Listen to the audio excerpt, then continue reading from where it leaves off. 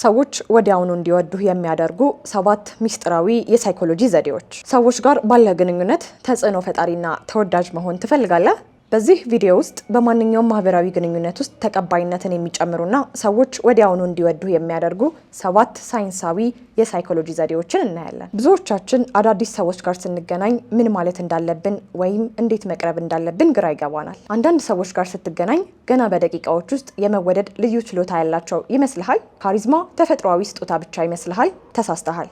ሰዎች እንዲወዱ ማድረግ ልክ እንደ ሂሳብ ቀመር የራሱ ሳይንስ አለው። ዛሬ በማንኛውም ቦታ፣ በትምህርት ቤት፣ በስራ ቦታ ወይም በቃለ መጠይቅ ሰዎች ገና በእይታ እንዲወዱህና እንዲያከብሩ የሚያደርጉ 7 የሳይኮሎጂ ዘዴዎችን እነግርሃለሁ። በተለይ የመጨረሻው ዘዴ ቺት ኮድ ነው ቢባል ይሻላል። እስከ መጨረሻው አብረኸኝ ቆይ። አንደኛ፣ ማንጸባረቅ ወይም the mirroring effect። ሰዎች እንደነሱ የሆኑ ሰዎችን ይወዳሉ። ይህ ሚሮሪንግ ይባላል። አንድ ሰው ሲያወራ እሱ የሚጠቀምባቸውን የተወሰኑ ቃላት፣ የሰውነት እንቅስቃሴ ወይም የንግግር ፍጥነት በረቂቅ ሁኔታ መምሰል። እንዴት? እሱ እጁን ካጣመረ አንተም ከጥቂት ሰከንዶች በኋላ ቀስ ብለህ እጅህን አጣምር። እሱ ፈጣን ተኳሽ ከሆነ አንተም ፍጥነትህን ጨምር። ታዲያ ዝንጀሮ ግን እንዳትመስል፣ በጣም በረቂቅ ሁኔታ መሆን አለበት። ሁለተኛ፣ ለመሳሳት መፍቀድ ወይም the pratfall effect። ሁል ጊዜ ፐርፌክት ለመሆን አትሞክር።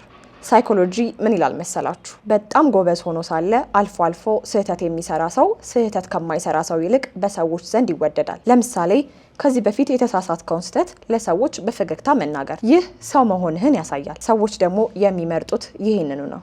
ሶስተኛ፣ the power of their name ወይም ስማቸውን መጥቀስ። ለአንድ ሰው በዓለም ላይ ካሉ ድምጾች ሁሉ በጣም ደስ የሚለው ድምጽ የራሱ ስም ነው። ዴል ካርኔጊ እንዳለው ስምን መጠቀም ትልቁ ቁልፍ ነው። ንግግር ስትጀምር ወይም ስትጨርስ በመጀመሪያው 2 ደቂቃ ስማቸውን ጥራ። እንዴት ነህ ከማለት ይልቅ እንዴት ነህ አማኑኤል በል። ይህም በአእምሯቸው ውስጥ ይህ ሰው ትኩረት ሰጥቶኛል የሚል መልእክት ያስተላልፋል። አራተኛ፣ ክፍት የሰውነት ቋንቋ። ሰዎች ገና ሳታወራ ይፈርዱብሃል። ኦፕን ቦዲ ላንጉዌጅ ይኖርክ። እጅህን አትቆልፍ፣ መከላከያ ላይ እንዳለህ ያሳያል። የአይን ንክኪ ወይም አይ ኮንታክት አድርግ፣ ነገር ግን አታፍጥጥ። ወደ ሰዎቹ በትንሹ ዘንበል በል፣ የምር ፍላጎት እንዳለህ ያሳያል። አምስተኛ፣ የአስተሳሰብ ግጭት ወይም the ቤንጃሚን ፍራንክሊን ኢፌክት። ይህ ዘዴ ይገርማል። አንድ ሰው እንዲወድህ ከፈለክ በነገሮች እንዲረዳህ ጠይቀው። ምክንያቱም አንድ ሰው ሲረዳህ አእምሮ ይህንን ሰው ካልወደድኩት ለምን እረዳዋለሁ ብሎ ራሱን ያሳምናል። ለምሳሌ ይቺን ነገር እስኪ ንገረኝ ወይም ይህንን ዕቃ እስኪ ያቀብለኝ የመሰሉ ጥያቄዎችን መጠየቅ።